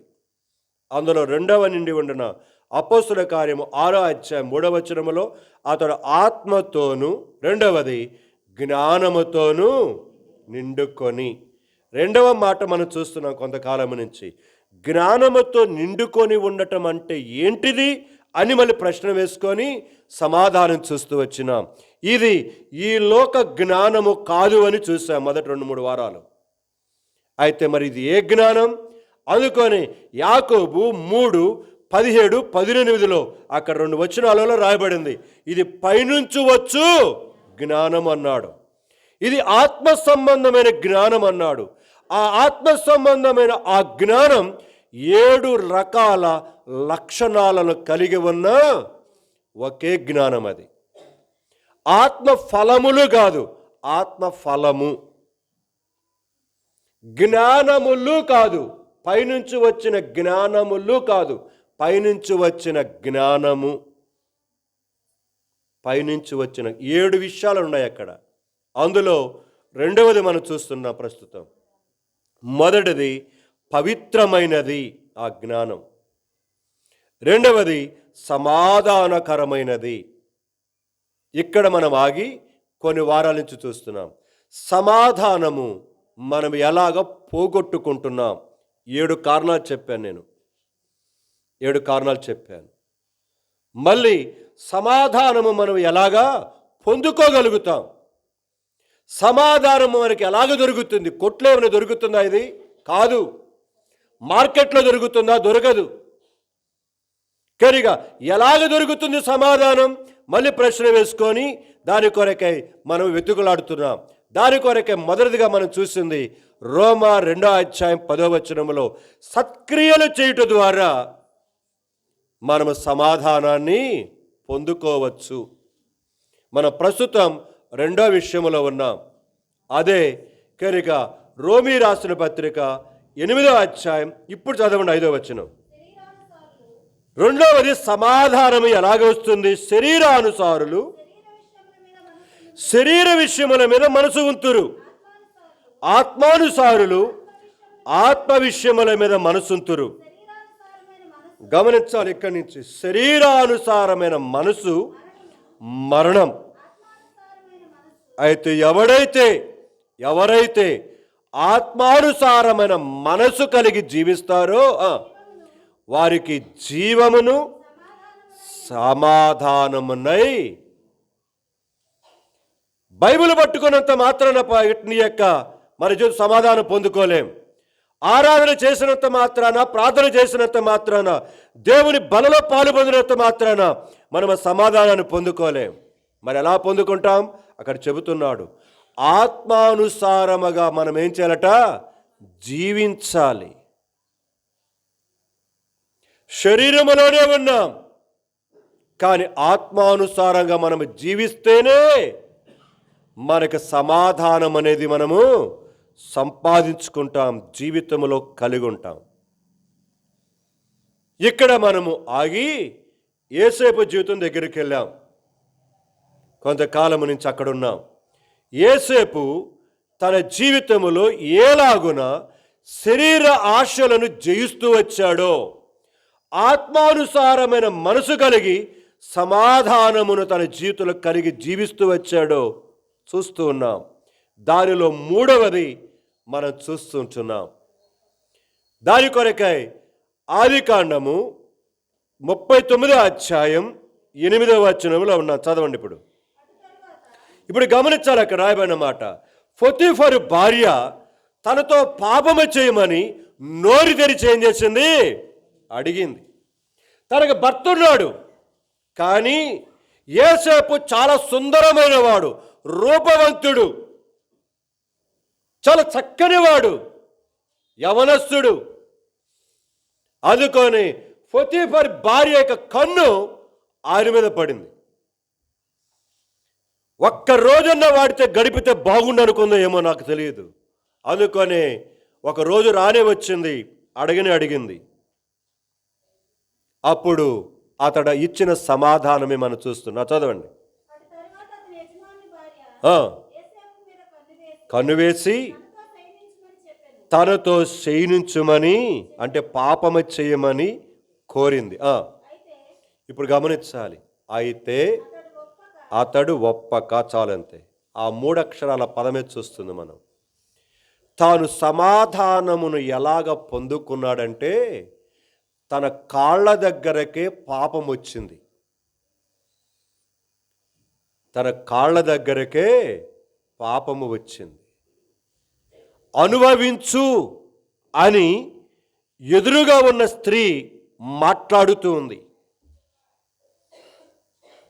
అలాంటి యొక్క ఆ పరిస్థితిలో యోసేపు తన నోట నుంచి వచ్చిన మాట, నేను చెయ్యలేను, ఇవన్నీ ఏం చెప్పలా, అతడు ఒప్పుకోలేదంతే.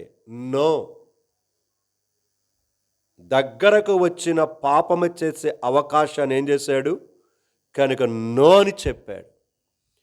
ఆ నో అని చెప్పిన ఆ కారణమే అతడు శరీరాన్ని జయించి ఆత్మానుసారముగా జీవించి సమాధానమును తన జీవితంలో పొందుకొని జీవించాడు.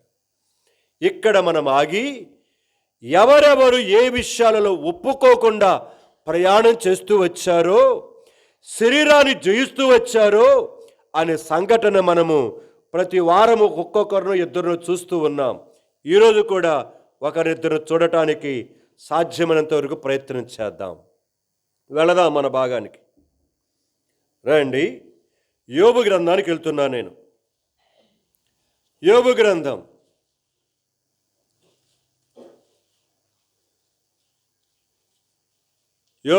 నిద్రపోయే వాళ్ళకి ఒక సంగతి చెప్తున్నాను. ఆ నిద్రపోయే వాళ్ళ గురించి కూడా ఒక సంఘటన చెప్పాడు ఆ సేవకుడు. తన బాల్య దశలో జాగ్రత్త వినండి, ఇది వినండి. అక్కడ మన వాక్యంకి వెళ్దాం. ఎందుకంటే నిద్రపోయే వాళ్ళని చూస్తుంటే మరి అది గుర్తుకొచ్చింది మళ్ళీ. ఈ బ్రదర్ అట ఇప్పుడు వాక్యం చెప్పేతడు చిన్నవాడు అన్నమాట. కనుక వాళ్ళ అమ్మ నాతోటి పాటు దేవుడి మందిరానికి వెళ్ళేవాడైతే ఆ రోజు మందిరంలో కూర్చున్నాడట. నిద్రపోయే వాళ్ళకి చెబుతున్నాను ఈ సంఘటన. సరే, మీరు అట్లా చేస్తారేమో దాని కొరకు అడుగుతున్నాను. తన పక్కనే ఒక ఉద్యోగస్తుడు కూర్చున్నాడట మందిరంలో కూర్చున్నప్పుడు ఈ బాలుడట ఇతనిని గమనిస్తున్నాడట. పదే వీటి కొట్టుకుంటున్నాడట. చెంపలు కొట్టుకుంటున్నాడంట. నేను కథ చెప్పలా, దాన్ని కూడా అప్లోడ్ చేశాను అనుకుంటాను ఛానల్లో. లేదు, చేయలేదు, గుర్తులేదు. ఇట్లా కొట్టుకుంటున్నాడు. ఈ అబ్బాయి అంటే ఏంది ఇట్లా కొట్టుకుంటున్నాడు ఈయనని, ఈయనకి పిచ్చేం వచ్చిందా, మెంటలు వచ్చిందని చూస్తున్నాడట. మళ్ళీ కాసేపు అయిన తర్వాత మళ్ళీ ఇట్లా కొట్టుకుంటున్నాడట. అర్థమైందంట వీడికి, ఈ బొడ్డోడికి అర్థమైందంట. అయిపోయిన తర్వాత, అంకులు ఏంది కొట్టుకుంటున్నావు? బాయ్, మొన్న సైక్లోన్ వచ్చింది, మా ఉద్యోగరీత్యా 3 రోజులు రాత్రనక పగలనక ఏం చేయాల్సి వచ్చింది. ప్రభుత్వం ఆర్డర్స్ ఇచ్చింది, ప్రజల క్షేమం కొరకే మమ్మల్ని ఏం చేశారు, పంపించారు. కాబట్టి ఆ అవస్థ ఇప్పుడు నా మీద ఏం చేస్తుంది. 3 రాత్రింబాబులు నిద్రలేక, గవర్నమెంట్ వారు చెప్పిన పని చేసి నిద్రలేక కనుక వచ్చాను మందిరానికి, నిద్ర వస్తుంది, అందుకొని కొట్టుకుంటున్నాడంట. ఇంకా ఇంకొక కాటన్ అప్పుడే అయిపోవాలా, అప్పుడే అయిపోతే అసలు చెప్పేవాడిని కాదు. అసలు సంగతి ఇప్పుడు ఉంది. ఆ తర్వాత దగ్గర తెచ్చుకున్నాడంట, ఒక చిన్న పెట్టిలాగా ఉందంట. చూస్తున్నాడంట ఈ బుడ్డోడు అన్నీ. కనుక కొంచెంసేపు చెప్పలు కొట్టుకుంటున్నా కూడా ఏం రావట్లేదు, నిద్రపోట్ల. పోకపోతే ఆ చిన్న సూట్ కేసులో ఇటు జరిగితే పచ్చిమిరకాయ వచ్చిందంట. నేను చెబుతుంటాను కదా మందిరంలో అప్పుడప్పుడు. పచ్చిమిరకాయ తెచ్చుకొచ్చుకొని ఏం చేశాడంట, ఇట్ట పెట్టుకున్నాడంట. ఇప్పుడు నిద్ర వస్తుందా? ఎందుకు రాదు? అబ్బా, ఎర్రి మంట. నిద్ర రావాలన్నా అంటే నేను ఎందుకు చెబుతున్నానంటే, నవ్వుకోవడానికి చెప్పలేదు అక్కలారా. వచ్చిన కానించి ఊగుతూ, ముందుకు ఊగుతూ, ఎనగొగుతూ, కుర్చీలలో ఊగుతూ పడుతున్న మీరు ఒక మిరపకాయ తెచ్చుకోండి రోజు. నవ్వటానికి కాదు, సిగ్గుపట్టడానికి చెబుతున్నాను ఈ మాట. ఒక ఆఫీసర్ దేవుని వాక్యమును వినటానికి కొరకై తాను చేసిన ప్రయాస. నీవు మనిషివైతే, విశ్వాసమైతే నీ ఇష్టం వచ్చినట్టుగా దేవుడి మందిరానికి వచ్చి బ్రతకవు. తాగినాడు ఒక నిద్రపోవు. ఎంత శ్రద్ధ అండి. చంప కొట్టుకుంటున్నా కూడా నిద్రపోయేసరికి మిరపగా తీశాడట. మిరపగా తీసి కళ్ళల్లో పెట్టుకున్నాడట, 2 కళ్ళల్లో. అంటే దేవుని సన్నిధిలో నేను ఉన్నాను.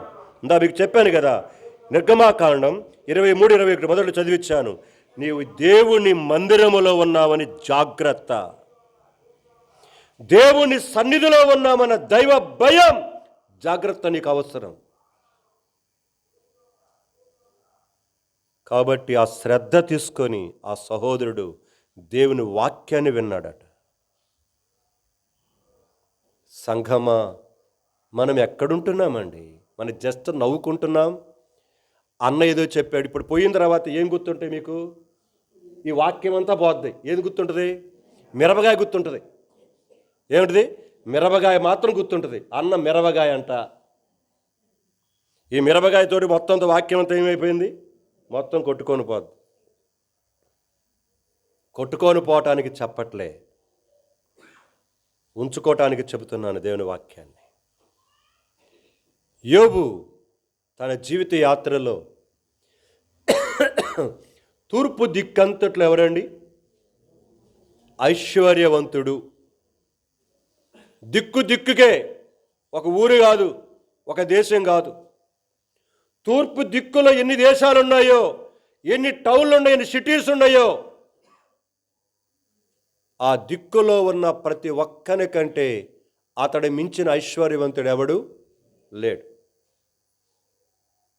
అంతేకాదు, ఒకరికి 10 మంది పిల్లలు, 7 కొడుకులు, 3 కూతుళ్ళు. ప్రతిరోజు అద్భుతమైన పలావలే. ఎందుకు? 7 కొడుకులు ఒక్కొక్కరు ఒక్కొక్క ఇంటి దగ్గర ఏం చేసేవారు? ఒక్కొక్క రోజు వారానికి కనుక మొత్తం మొదటి కొడుకు ఉన్నాడు అనుకో, మిగతా 6 మిగతా 3 చెల్లెల్ని, అక్కడ చెల్లెల్ని, మొత్తాన్ని 9 మంది పిలిచేవాడు. ఆ ఇంట్లో భోజనం ఆ రోజు. రెండో రోజు రెండో కొడుకు ఇంట్లో భోజనం. అంటే ప్రతిరోజు, ప్రతి వారం, ప్రతి నెల, ప్రతి సంవత్సరం ఏంటిది? పలకండమ్మలారా, ఏంటిది? భోజనాలే భోజనాలు, భోజనాలే భోజనాలు. అలాగా సంతోషముతో, ఆనందముతో, భక్తి మర్యాదలతో కుటుంబం సాగిపోతూ ఉన్నప్పుడు సాతానుగాడు దేవుని దగ్గరికి వచ్చి అడిగాడు. సరిపో అన్నాడు. సాతానుగాడు ఒకే ఒక రోజు తూర్పు దిక్కంతటిలో ఐశ్వర్యవంతుడిగా ఉన్న యోబును తూర్పు దిక్కంతటిలో పనికి మాలిన ఒక ఎదవలాగా చేయబడ్డాడు. అంటే దిక్కుమాలిన వాడైపోయినాడు. చెప్పాలంటే తూర్పు దిక్కంతటిలో ఐశ్వర్యవంతుడు, ఇప్పుడు తూర్పు దిక్కంతటిలో దిక్కుమాలిన వాడు దరిద్రుడైపోయాడు. ఒక్క రోజు మొత్తం పోయింది. దేవుని దగ్గర కూర్చున్నాడు, బూడిద పోసుకున్నాడు, వస్త్రాలు తీసివేశాడు, గోనె పట్ట కట్టుకొని, అయ్యా నువ్విచ్చావు, నువ్వేం చేశావు? ఇది నాది కాదు. ఎవరిది కాదు?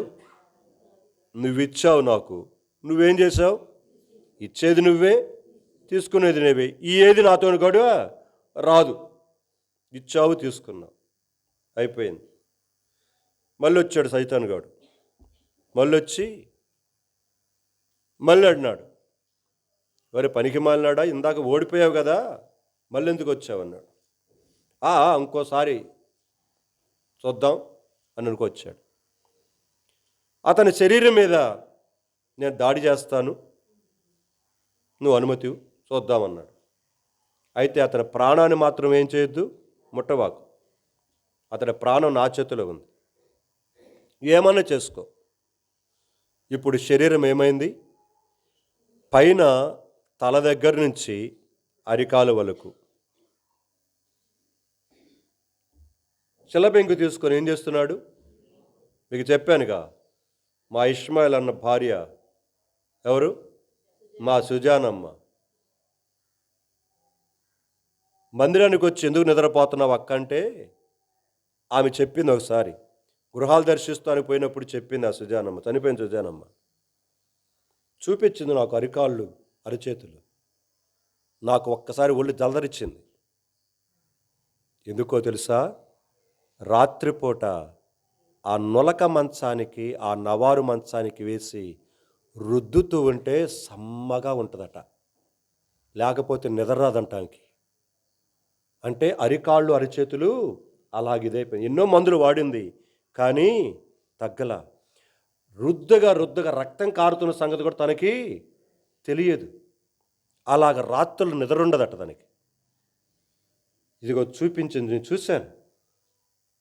ఒక్కసారి ఊహించండి, ఇప్పుడు అరికాలు మొలుకొని నడినెత్తి వరకు పచ్చి పుండ్లు గోకుతూ ఉంటే ఇంకా గోకాలనిపిస్తుంది. గోకుతూ ఉంటే రసిక కారుతుంది, మళ్ళీ పుండు పడుతుంది, మళ్ళీ దురద వస్తుంది, మళ్ళీ పీకుతున్నాడు.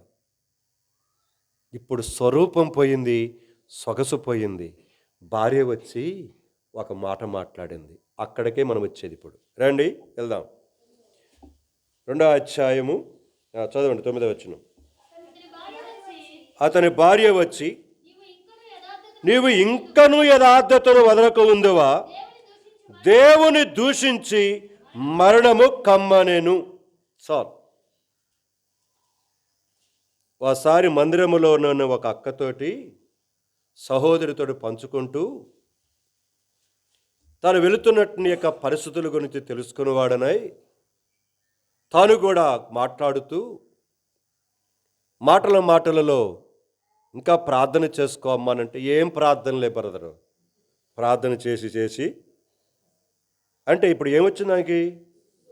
ఇసుక వచ్చింది. అంటే ఏం కావట్లేదు, ప్రార్థన చేస్తున్నాను కానీ దేవుడు కనీసము ఏమి కూడా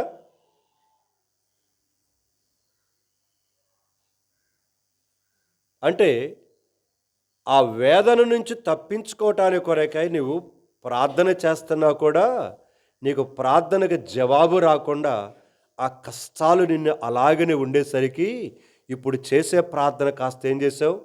మానుకున్నావు. మందిరానికి వచ్చే కాస్త ఏం చేసావు? మానేసేసావు. బైబిల్ చదువుకునే కాస్త ఏం చేసావు? పక్కన పడేసావు.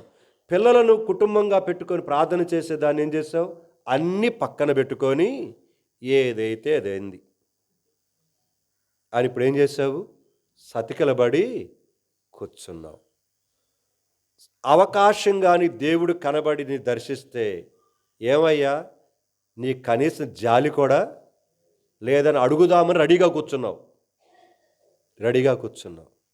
నేను ఇంత కాలము నుంచి కష్టాలు గుండా పోతుంటే కనీసము నీకు జాలి కూడా లేదయ్యా అని అడుగుదామని రెడీగా కూర్చున్నావు. అందుకొని ఈ ఆయాసమంతా ఏం చేస్తున్నావు? ఇంట్లో పిల్లల మీద, భర్త మీద, కొండల మీద, దొత్తల మీద, బట్టల మీద మొత్తం ఏం చేస్తున్నావు? మొత్తం కనపడుతున్నావు. అయినా కూడా నీ బాధ తగ్గట్లా, ఇంకా ఏమవుతుంది? పెరుగుతూ ఉంది. ఇక్కడ భార్య వచ్చి చావు కబురు చల్లగా చెప్పింది. ఇంకేం దేవుడయ్యా, ఇంకేం దేవుడు? తూర్పు దిక్కంతటిలో దరిద్రులు మనకంటే దరిద్రుడు ఎవడని ఉన్నాడా? ఒకరిని కాదు 10 మంది పిల్లలు తీసేసుకున్నాడే. సరే అయిపోయింది. ఈరోజు నీ పరిస్థితి ఏంటిది? కనీసము నీ దగ్గరకు వచ్చి నేను అన్నం పెట్టడానికి కూడా లేని దుర్వాసనతోటి ఉంటున్నావే. ఇంకేం దేవుడయ్యా? దేవుడు ఎప్పుడు చచ్చిపోయాడు. దేవుడు లేడు, దెయ్యం లేదు. దేవుడిని ఏం చేయి? దూషించి. మనమైతే ఏం చేసేవాళ్ళం? ఈ పలకరింది. మనమైతే ఏం చేసేవాళ్ళము? నువ్వు దూషించమంటున్నావు, దొరికితే జుట్టు పట్టు లాగాలని ఉందో నాకు దేవుడు అని అనుకోవా? దొరికితే కనుక జుట్టు పట్టుకొని ఏడవాలని కూడా ఉందో నాకు అని అనుకుంటావు. సంఘమా, అయితే అతడు ఒప్పక, ఆ పదం దగ్గరికి వచ్చాను ఇక్కడికి, తన భార్య తన విషయములో వ్యసనమును, బాధను మొత్తము కక్కి తన చావు కోరుకుంటూ మరణం కామని దేవుణ్ణి తాను దూషించి తన భర్తను కూడా దూషించమని చెబుతూ ఉంటే అతడు ఒప్పలేదు. నేను చెయ్యును అన్నాడు. దానికి ప్రతిగా ఏం మాట్లాడాడు? చదవండి. అందుకు అతడు, ఏంటిది? నీకు మైండ్ ఉందా అని అడుగుతున్నాడు. నువ్వు మనిషివేనా? నువ్వెవరవు? మూర్ఖురాలు మాట్లాడినట్టు నీవు మాటలాడుచున్నావు. ఎప్పుడైనా సరే దేవుని దగ్గర నుంచి మీరు పరిశోధనలు మీరు ఎదుర్కొంటూ ఉంటే ఈ మాట ఎప్పుడు మర్చిపోవద్దు జీవితంలో. దేవుని యొద్ద నుండి మనము దేవుని వలన మేలు అనుభవించుదు. కీడును కూడా మనము అనుభవింప దగదా. నేను అందుకొని చాలామందికి చెప్తుంటాను, కొంతమందికి, ఎందుకు అక్క అంత బాధపడతావు, ఎందుకన్నా అంత బాధపడతావు, కాళ్ళు లేని వాళ్ళు ఒక్కసారి చూడు. మా చిన్నక్క వాళ్ళ వదిన గురించి చెప్పాను మీకు మందిరంలో చాలాసార్లు. మా కిష్టాపర భార్య, వాళ్ళ వదిన కూతురు రోడ్డుకి ఇటు ప్రక్కన ఇవ్వమంట, రోడ్డు ప్రక్కన అటు ఆమెంట. ఆమె చాలాసార్లు చెప్పింది. అసలు ఆ వింటంటే నేను నాకు భయం వేసింది. ఇక్కడి నుంచి కింద పడలేదంట. భర్త కనుక పని చేసుకొని వచ్చి కష్టపడి పని చేసి పెట్టాలట. ఇప్పుడు ఉండే కొలది ఆమెకు ఆరోగ్యం కూడా ఏమవుతుందంటే, మొన్న ఎప్పుడూ చెప్పింది, మా చిన్నక్క ఎక్కడ కూర్చుందో, ఏడా వచ్చింది, రాలేదు చిన్నక్క, అవి అక్కడ ఉంది మా చిన్నక్క, చాటును కూర్చుంది. ఎందుకని వాళ్ళ లేటుగా వచ్చింది. సరే, నేను ఎందుకు చెప్పానంటే మాట, నీకు 2 కాళ్ళు ఇచ్చాడుగా, మరి కాళ్ళు లేని వాళ్ళు, ఒంటి కాలు కలిగిన వాళ్ళు, పక్షవాతం కలిగిన వాళ్ళు భూమి మీద ఎంతమంది ఉన్నారు? ఎప్పుడన్నా కనీసం కళ్ళు తెరిచి చూసావా? 2 చేతులు నీకు ఇచ్చాడు. ఇంకోలులో నేను 5 సంవత్సరాలు ఉన్నాను. గంగవరం నుంచి ఒక బ్రదర్ వస్తాడు, సత్యం. మొన్న ఒకరు ఫోన్ చేస్తే, ఎట్టున్నాడు మా సత్యం అని అడిగా నేను. వస్తున్నాడన్నా, ఆదివారం వస్తున్నాడు అని చెప్పి. ఇక్కడ దాకా లేవు 2 చేతులు, మీరు చూస్తుంటారు ఇంకోల్లో. ఇక్కడ దాకా లేవు, కట్ అయిపోయినాయి. ఆ 2 చేతులు కట్ అయిన తర్వాత యేసుప్రభుని నమ్ముకున్నాడు అతడు. ముందుగా అది నమ్ముకుంది, కట్ అయిపోయిన తర్వాత యేసుప్రభుని నమ్ముకున్నాడు. ఇప్పుడు 2 కాళ్ళు లేకపోయినా ఒక రకం పర్లేదు, కానీ 2 చేతులు లేకపోతే ఊహించండి, జస్ట్ మీరు ఇమాజిన్ చేయండి. బట్టలు వేయాలన్నా ఒకరు వేయాలి, అన్నం పెట్టాలన్నా ఒకరు పెట్టాలి, బాత్రూమ్కి వెళ్ళాలన్నా ఒకరు వెళ్ళాలి, స్నానం చేయించాలన్నా ఒకరు చేయించాలి. ఏది చెయ్యాలన్నా మనిషి కావాలి. కానీ నీకు 2 కాళ్ళు ఇచ్చాడు, 2 చేతులు ఇచ్చాడే, ఎందుకు వాటిని గుర్తు చేసుకో?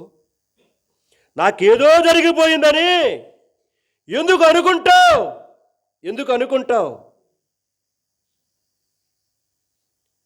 తిండి లేక రోడ్ల ప్రక్కన గుడిసెలు వేసుకొని పాత చీరలతోటి పాకాలు వేసుకొని ఉంటుంటారు. బ్రిడ్జిల కింద కనుక చిన్న పాకాలు వేసుకొని ఉంటుంటారు. రైల్వే స్టేషన్లలో నీ యొక్క ప్లాట్ఫారం మీద, ఆ యొక్క బలల మీద పడుకుంటున్న వారు ఉంటారు, ఆ చెట్ల కింద తమ వస్తువులను దాచిపెట్టుకొని. బస్ స్టేషన్లలో ఎంతమంది ఉంటుంటారో గుర్తుకు రావట్లేదా నీకు?